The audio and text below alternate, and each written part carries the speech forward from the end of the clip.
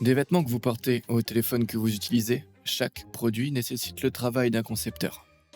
Cela dit, tous les concepteurs ne sont pas, disons, compétents. Des chargeurs peu pratiques, aux haut-parleurs de mauvaise qualité, en passant par les jouets pour enfants qui donnent des frissons, nous allons aujourd'hui nous intéresser aux idées stupides, mauvaises et laides, et en découvrant d'autres designers qui devraient être critiqués pour leurs idées.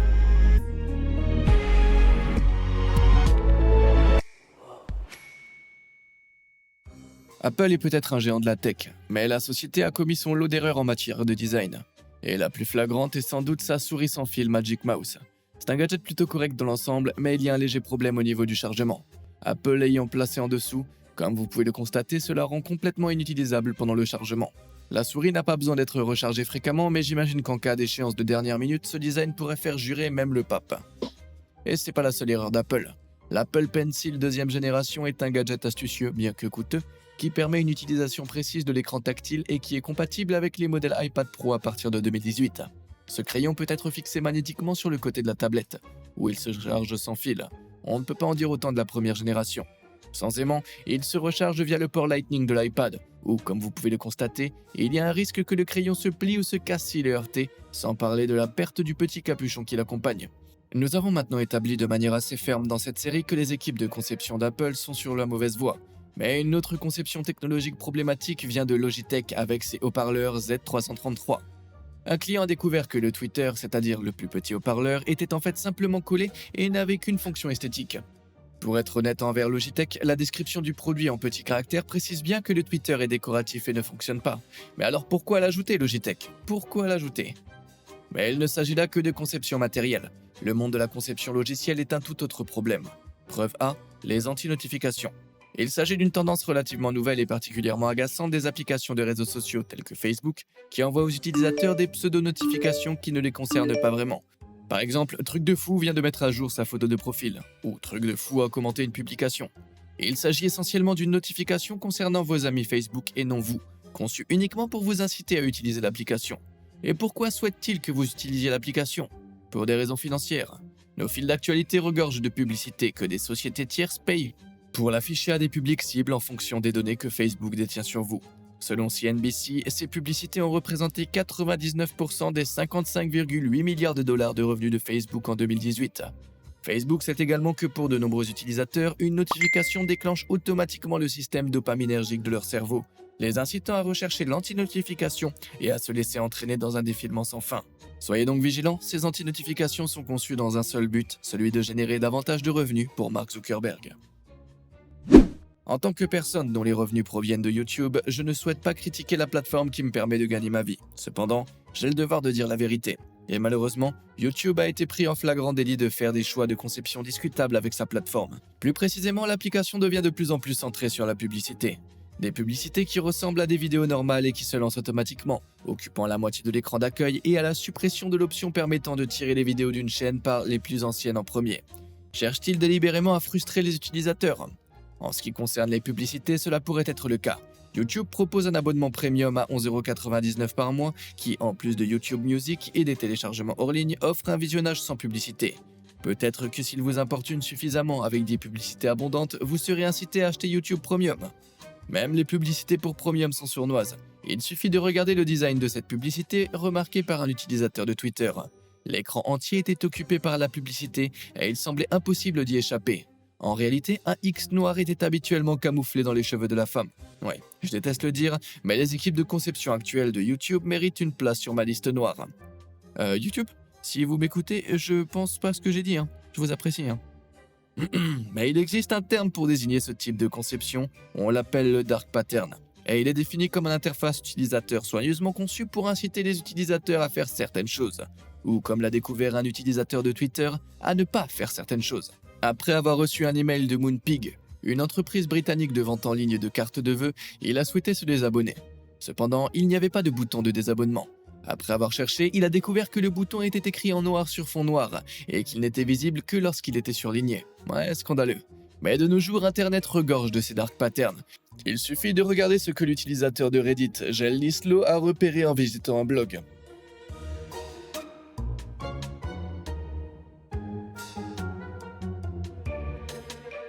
Insidieux, n'est-ce pas? Lorsque l'utilisateur tente de modifier ses préférences en matière de cookies, les options changent, rendant impossible de ne pas accepter. Heureusement, comme vous pouvez le constater, cela a depuis été rectifié. Mais sa forme initiale était tout à fait scandaleuse en matière de choix de conception. Il peut être extrêmement frustrant que la technologie complique à l'excès des tâches simples. Un autre exemple est celui de ces réfrigérateurs repérés chez Walgreens, complètement opaques. Il faut agiter la main pour voir s'afficher numériquement le niveau des stocks à l'intérieur, ce qui, selon l'utilisateur de Reddit Nuke Gunstar, ne fonctionne même pas correctement.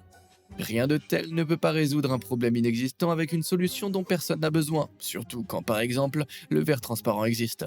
Cela dit, un employé de Walgreens a expliqué dans les commentaires que les portes sont isolées, ce qui signifie que les réfrigérateurs économisent de l'énergie et sont donc plus respectueux de l'environnement. Cependant, compte tenu de l'énergie nécessaire pour éclairer ces écrans et des métaux précieux extraits des mines pour fabriquer les composants informatiques qui les font fonctionner, je suis pas certain d'y croire. Et vous? Faites-moi part de vos théories dans les commentaires. S'il y a une chose qui devrait toujours être simple, c'est d'aller à la selle. Néanmoins, certaines toilettes en Chine sont commencées à taxer les excréments. En effet, vous devez scanner le QR code sur le distributeur de papier toilette et regarder une publicité de 30 secondes sur votre téléphone pour obtenir 3 maigres feuilles de papier toilette. Si c'est là l'avenir dystopique et obsédé par la pub vers lequel nous nous dirigeons, je préfère m'en abstenir. Pire encore, imaginez que vos selles soient exposées au regard de tous. Même s'il est probable que la personne responsable de ce plafond miroir n'ait pas entièrement réfléchi à son idée, certains internautes sont convaincus que le concepteur était un peu voyeur. Il existe d'autres règles de décoration pour les toilettes. Il faut notamment éviter la couleur marron, qui a certaines connotations. Une remarque que le concepteur de ce carrelage n'a pas comprise. En y regardant de plus près, je pense qu'il s'agit de fleurs marron ou de chiots, mais je suppose que si les murs semblent déjà éclaboussés d'excréments humains, ce n'est vraiment pas nécessaire de nettoyer les vrais excréments, non? De nos jours, il est essentiel d'être respectueux de l'environnement. Et les entreprises savent qu'elles peuvent en tirer profit en faisant la promotion de leurs produits comme tels. À tel point que cette année, à l'occasion de la journée de la Terre, L'Oréal a conditionné sa gamme de shampoings et d'après-shampoings BioLage dans des flacons en carton entièrement recyclés. Du moins, c'est ce qu'il semblait. En réalité, à l'instar d'un personnage de Scooby-Doo, ce carton n'était qu'un masque dissimulant un flacon en plastique. À vrai dire, L'Oréal a reconnu qu'il s'agissait d'un flacon hybride, c'est-à-dire que l'emballage était composé à 100% de carton recyclé et de plastique recyclé. Selon certaines sources, le carton stabilise le flacon, ce qui permet de l'amincir considérablement et d'utiliser 40% de plastique en moins. Cependant, cela semble quelque peu trompeur et tous les concepteurs ne sont pas aussi transparents à ce sujet. Prenons l'exemple de ce flacon qui indique littéralement « Bonjour, je suis un flacon en papier ». Dans ce cas précis, l'entreprise a dû présenter des excuses, admettant avoir induit en erreur même si elle a prétendu qu'il s'agissait simplement d'une erreur. Bien sûr, je dirai la même chose la prochaine fois que je me présenterai comme Chris Hemsworth lors d'une réception. Cependant, si nous parlons de gaspillage de plastique, vous n'avez encore rien vu tant que vous n'avez pas observé ceci. En 2016, Whole Foods a eu l'idée de vendre des oranges pré-pelées et de les conditionner dans des contenants en plastique. Ah, si seulement les oranges pouvaient s'emballer elles-mêmes de manière biologique, nous n'aurions pas besoin de les recouvrir de plastique. Ah, attends. Après avoir essuyé des critiques très méritées, Whole Foods a réagi en admettant avoir commis une erreur et en s'engageant à les laisser dans leur emballage naturel, leur peau. Quelle excellente idée. C'est audacieux, c'est novateur, c'est passionnant. J'apprécie. La plupart des gens souhaiteraient avoir une maison plus grande, mais la réalité les oblige souvent à se contenter d'espaces plus petits. Heureusement, il existe des solutions créatives pour pallier le manque d'espace, comme les rangements sous le lit, les tables murales ou installer des toilettes dans la cuisine. Selon Reddit, ces toilettes culinaires existent bel et bien dans un appartement en Russie. Il y a peu d'informations sur ces toilettes particulières, mais j'espère qu'elles sont le résultat de contraintes de plomberie et non d'un choix de design. Préparer des aliments à côté de l'endroit où l'on vient de faire ses besoins ne semble pas être la solution la plus hygiénique. Cependant, au moins, il y a un désodorisant. Il est donc clair que pour gagner de la place, il faut trouver des solutions créatives, même si toutes les idées ne sont pas bien pensées. Par exemple, cet escalier intégré au comptoir de la cuisine. J'imagine que le designer a pensé que c'était une idée géniale, mais ça soulève des questions quant aux normes d'hygiène. Quelqu'un souhaite un pain de viande accompagné de croûte de pied ? Mais à part l'hygiène, au moins cette cuisine est fonctionnelle. On ne peut pas vraiment en dire autant de la suivante. Repérée par un utilisateur de Reddit, cette monstruosité était présentée sur un site immobilier comme, je cite, « une cuisine moderne bien agencée, lumineuse et spacieuse ». Mais parmi tout ce chaos exigu, le pire reste le lave-vaisselle. Vraisemblablement pour gagner de la place, il a dû être installé en premier puis scellé avec le plan de travail. Même si sous cet angle il ne semble même pas accessible, et Dieu nous préserve de devoir le retirer de là s'il tombe en panne. Et il semble que les gens soient si paresseux qu'ils préfèrent avoir une cuisine comme celle-ci plutôt que de laver la vaisselle à la main. Mais c'est pas le pire exemple en matière d'annonce immobilière. Observez cette annonce immobilière coréenne. Au premier abord, on pourrait penser que la maison dispose d'une piscine intégrée, mais la vérité se cache derrière des angles de caméra astucieux. Le diable travaille dur, mais ces agents immobiliers, ils travaillent encore plus dur, avec des intentions tout aussi sournoises. Les publicités mensongères sont courantes dans la plupart des secteurs, l'un des pires étant celui de l'alimentation et des boissons. À plusieurs reprises, Budweiser par exemple a été pris en flagrant délit de tromper sur l'emballage. Par exemple ici, il semble y avoir 10 canettes dans cette boîte, alors qu'en réalité, le texte sombre difficile à lire révèle qu'il y a en fait 8 canettes de 16 onces. Les petits caractères indiquent que cela équivaut à plus de 10 canettes normales avec 12 onces, mais je doute que cette information soit utile pour quelqu'un qui recherche un pack de 10. Ici encore, le même problème se pose. Le produit suggère qu'il contient 16 bouteilles, alors qu'il n'y en a que 12.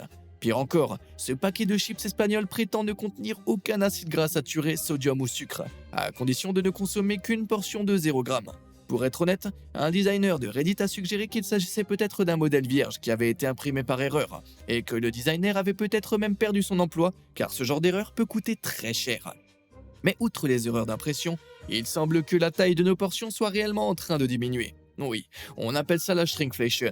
Et il s'agit essentiellement de la manière dont certaines marques prétendent maintenir le prix de leurs produits au même niveau malgré l'inflation économique, tout en les rendant progressivement plus petits. Ce qui signifie que nous, les consommateurs, en avons moins pour notre argent. Oui, dans de nombreux cas, elles augmentent simplement le prix tout en réduisant la taille du produit. Prenons l'exemple de la Gatorade. Lors du récent changement de design de leur bouteille, un représentant affirmait que le nouveau design était plus aérodynamique et plus facile à saisir, sans mentionner que ce nouveau design s'accompagnait également d'une réduction de 14% du produit, passant de 32 onces à seulement 28. Cependant, toutes les entreprises ne sont pas aussi discrètes dans leurs manœuvres. Prenons l'exemple de ce lait à la fraise japonais ou Ichigo Miruku. Comme on l'appelle, seulement il n'y a pas beaucoup d'Ichigo dans ce Miruku, car le sirop de fraise est en réalité imprimé sur le carton. Un utilisateur dans les commentaires de ce post Reddit a déclaré être originaire du Japon et a expliqué que la boisson avait effectivement le goût de fraise, mais a averti que les emballages trompeurs étaient de plus en plus courants au Japon, comme par exemple ce lait à la banane, qui semble plein, mais là encore, une grande partie du produit est simplement imprimée sur l'emballage. Cependant, l'industrie alimentaire n'est pas la seule à essayer de réaliser des économies au détriment de l'expérience client. Nous pourrions également commencer à ressentir les effets de cette pression dans le secteur aérien. Du moins, si le designer Alejandro Nunes Vicente parvient à imposer son siège économique chaise longue. Son concept repose essentiellement sur un avion à 2 étages, permettant aux compagnies aériennes d'accueillir davantage de passagers et d'augmenter ainsi leurs revenus par vol. Cependant, les critiques les qualifient de claustrophobes et de nouvel enfer. Avec un peu de chance, nous n'aurons pas à nous installer dans ces sièges de sitôt. Passons maintenant à un domaine légèrement différent. Parfois, une conception inadéquate peut conduire à des produits qui ressemblent à d'autres produits. Comme cette bouteille de soda, attendez, oui, c'est du décapant pour peinture. De sa couleur semblable à celle d'un jus de fruits à sa capsule, on dirait presque que le concepteur de ce produit voulait que les gens pensent qu'il s'agissait d'un soda, plutôt que du produit totalement dangereux à consommer qu'il est en réalité. Tout aussi similaire mais moins dangereuse, ces bouteilles pour fontaine à eau présentent un choix de conception intéressant. Avec leur teinte jaune, elles semblent rafraîchissantes. Dans un registre plus risqué, nous avons cet emballage de M&M's, où l'emplacement d'un autocollant refermable a donné lieu à... Oh mon dieu. Mais rassurez-vous, en retirant l'autocollant, nous voyons simplement la fabrication du chocolat. Même ainsi, il est assez difficile de comprendre pourquoi cette pose a été choisie, mais je peux confirmer qu'elle apparaît sur plusieurs paquets. Je commence à penser que certains designers sont peut-être le diable en personne. Bref, passons maintenant à la décoration intérieure. Que feriez-vous si vous deviez installer un radiateur, mais qu'il était trop grand ? Alors que la plupart des gens retourneraient probablement pour en acheter un plus petit, une personne a décidé de sortir des sentiers battus, ou plutôt de sortir de la pièce, en perçant un trou dans le mur afin d'y installer le radiateur. C'est ce qu'on pourrait appeler un véritable désastre. Ce qui est encore plus exaspérant, c'est que ce mur est presque parfait. Espérons simplement qu'il y avait un tuyau ou un câble dans le mur qui ne pouvait pas être déplacé, ce qui a conduit à cette atrocité. Si cela ne tenait qu'à moi, je préférerais de loin déplacer la prise électrique plutôt que de commettre ce crime contre l'humanité. Oh, esclave de Photoshop, venez réparer cela pour moi. Ah, beaucoup mieux. Nous avons tous vu des photos hilarantes, comparant les attentes et la réalité. Et c'est souvent le résultat d'une mauvaise conception. Par exemple, ce clown Pennywise de Walmart. Ouais, en réalité, sans doute beaucoup plus effrayant que l'original, si je peux me permettre. Et comme si cela ne suffisait pas, regardez ce qui s'est passé lorsque le TikToker Lil Mami Simp a mis la main sur ce costume.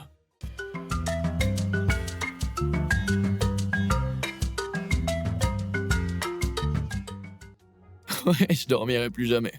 Moins effrayant mais tout aussi décevant, regardez ce toboggan qui n'a pas tout à fait répondu aux attentes.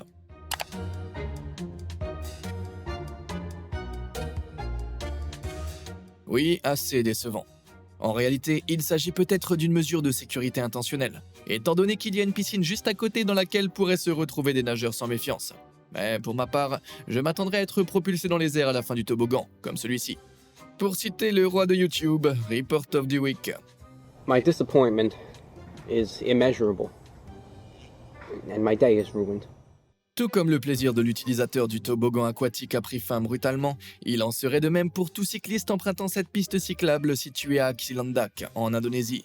De toute évidence, l'architecte à l'origine de cette construction n'a pas tenu compte des lampadaires, ce qui a donné naissance à une piste cyclable qui ressemble à un circuit de Mario Kart. Comme nous l'avons constaté, les designers regorgent d'idées, mais la mise en œuvre n'est pas toujours leur point fort.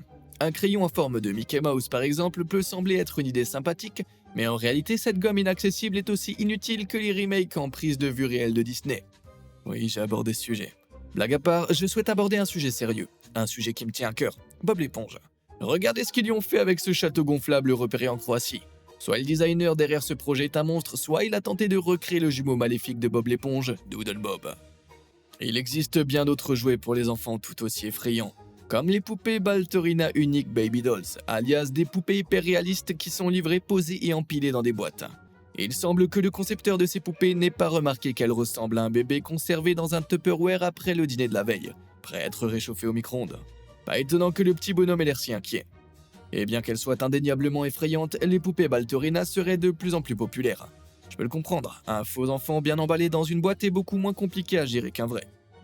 Mais le côté effrayant ne s'arrête pas là. Les concepteurs ont même corrompu certains de nos personnages préférés, notamment Winnie l'ourson. Ici, nous voyons Winnie après 2 mariages ratés, l'alcoolisme et une conduite en état d'ivresse. Oh, tout ce que ce Winnie a vu. Encore plus effrayant que cela, il y a ces bancs Teletubbies. Non, je ne m'assierai pas là-dessus. Je suis presque certain que ce petit pervers jaune figure sur une liste quelque part. Ce banc est peut-être inconfortable, mais saviez-vous qu'il existe des bancs intentionnellement conçus pour être physiquement inconfortables ? Ces dernières années, les villes du monde entier ont délibérément conçu des bancs anti-sans-abri, c'est-à-dire avec des bosses, des irrégularités et des poignées pour dissuader les sans-abri de dormir dessus. Ironiquement, un designer a même fait afficher sa publicité pour une association caritative en faveur des sans-abri sur l'un de ces bancs anti-sans-abri. Même si je suis certain que la publication de cette annonce n'était qu'une erreur, en 2018, dans la province chinoise du Guangxi, un grand nombre de poteaux ont été délibérément érigés sur Binjiang West Road, un endroit connu pour être un lieu de rassemblement des sans-abri. L'idée était de dissuader les sans-abri. Or, plusieurs raisons font que cette conception est regrettable. 1. Elle est inesthétique, 2. Elle est malveillante, et 3. En théorie, les sans-abri pourraient toujours dormir entre les poteaux, et ils disposeraient désormais de ces poteaux pratiques pour construire un abri. Cela pourrait donc rendre cet endroit plus accueillant pour les sans-abri, et rendre cette conception inutile. Puis-je suggérer d'investir l'argent et la main-d'œuvre nécessaires à cette construction pour aider réellement les sans-abri ? Après, je dis ça comme ça. Dans le domaine des sièges au design peu judicieux, on trouve également ces sièges servant également de réservoir pour l'eau de pluie. Soit ils ont été conçus par quelqu'un qui ignore l'existence de la pluie, soit par un génie maléfique. Comme le diable derrière la conception de cet escalier qui présente un risque inattendu de trébucher en haut. Sans aucune différence de couleur, j'imagine que cela doit être une surprise pour quiconque utilise ce piège mortel. Pire encore, observez cette poubelle qui attaque à vue.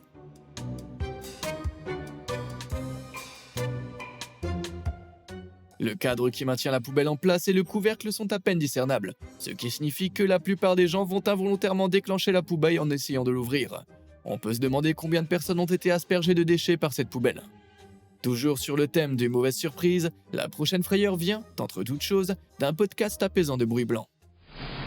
Welcome to the Relaxing White Noise podcast. White noise and nature sounds in 8-hour uninterrupted episodes. Ce n'était pas un podcast très relaxant et ininterrompu, n'est-ce pas ? Ce bébé a eu la frayeur de sa vie. Je suppose qu'il devrait tôt ou tard apprendre que le monde regorge de produits mal conçus. Il est désormais évident qu'une conception inadéquate peut entraîner des expériences plutôt désagréables. Par exemple, cette publicité imprimée sur le côté d'un bus semble tout à fait inoffensive, jusqu'à ce qu'on remarque que les yeux de cette femme ont été placés sur les fenêtres coulissantes. En effet, elle est passée d'une apparence de médecin à celle d'un personnage de Dr Seuss. Et ce n'est pas la seule fois que ça s'est produit. La même situation s'est produite ici, mais avec un bébé. Ah, le fameux visage que seule une mère pourrait aimer. Pire encore, une femme a été victime d'une autre publicité cruellement mal placée sur un bus lorsque les poignées de porte sont tombées juste sur ses seins, donnant l'impression qu'elle avait des piercings assez extrêmes. Non seulement cela, mais imaginez être la personne qui doit ouvrir ses portes. Oui, je vais pas animer cela, passons à autre chose. Bon. Réponse avait des cheveux magiques. Pinocchio pouvait faire pousser son nez, et Cendrillon? Eh bien, apparemment, elle pouvait faire pousser son cou. Du moins d'après la peut-être réglable de ce siège auto pour enfants. Cendrillon au long cou, voilà un remake de Disney que je regarderai volontiers. Sur une note plus sensible, un designer a tenté de créer une porte-clés patriotique pour honorer les héros de guerre. C'est un sentiment réconfortant, mais la réalisation assez littérale du design, c'est-à-dire le fait de percer un trou dans leur tête étant de mauvais goût, même si c'était accidentel. Cependant, le design horrible suivant était tout à fait intentionnel. Ce séparateur d'œufs est vendu sur Amazon pour environ 12 $ et est conçu pour donner l'impression que le blanc de l'œuf est la morve qui coule du nez d'un homme. Comment préférez-vous vos œufs, bouillis ou avec du mucus? Jusqu'à présent, on a vu des designs stupides, mauvais et laids. Terminons donc avec des designs carrément idiots. Commençons par cet homme qui, pour une raison quelconque, s'est fait tatouer ses baskets Nike sur ses pieds.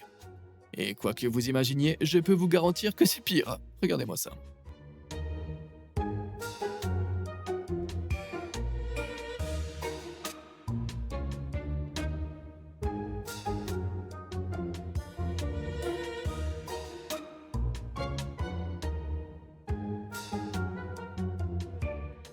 Désolé, je devrais pas critiquer le physique des gens, surtout à la lumière du prochain design épouvantable. Vous voyez, au XIe siècle, les choses n'étaient pas aussi politiquement correctes, comme en témoigne cette porte prétendument anti-gourmandise trouvée dans le monastère d'Alobaca au Portugal. Comme son nom l'indique, les guides touristiques de la région rapportent que cette porte était étroite de 50 cm de large, servait à mesurer la gourmandise ou plutôt le poids des moines. On pense que les moines étaient contraints de jeûner sur leur ventre ne passaient pas la porte. Heureusement, il semblerait qu'aucun concepteur n'ait jamais réellement imaginé un design aussi terrible. Du moins, selon FakeHistoryHunters.com, qui affirme que cette porte était en réalité un passe-plat permettant de faire passer des plats depuis et vers la cuisine. Cependant, je n'en serais pas surpris de la part de ces moines, qui se livraient à des activités peu recommandables. Toujours dans l'esprit des passages peu recommandables, observez ce portail prétendument de sécurité, qui ressemble davantage à une échelle vers l'autre côté qu'à un moyen de dissuasion. La seule chose qui manque à cette porte, c'est un panneau « Bienvenue aux cambrioleurs ». Parfois, les concepteurs créent délibérément de mauvais designs afin de réduire les coûts, ce qui peut aboutir à des produits de très mauvaise qualité. Il suffit de regarder ce couteau, qui s'est cassé à cause de la longueur incroyablement courte du métal qui atteint réellement le manche. Cela signifie que ces goujons de soutien ne sont rien d'autre qu'un artifice esthétique. Cela résume parfaitement le fait de rogner sur les coups. Dans le même ordre d'idées, observez cet adaptateur USB Bluetooth vendu comme étant équipé d'une antenne amplificatrice de signal. Mais une petite dissection a réalisé qu'il n'était connecté à absolument rien, si seulement ses concepteurs pouvaient simplement dire la vérité. Ensuite, on a ce pont de mauvaise qualité, qui est un autre exemple de concepteur ayant oublié l'existence de la pluie.